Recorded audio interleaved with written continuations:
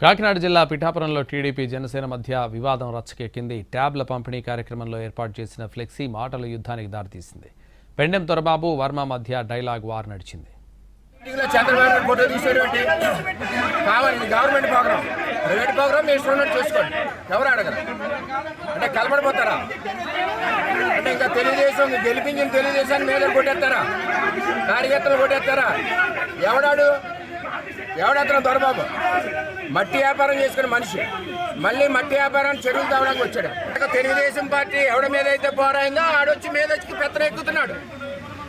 ఓట్లు వేసింది మేము, ఏదైనా చేసింది వాళ్ళు, వైసీపీ వాళ్ళు పెట్టుకున్న నాయకత్వం ఎదురైతే మా మీద తగులు పెడుతున్నారు.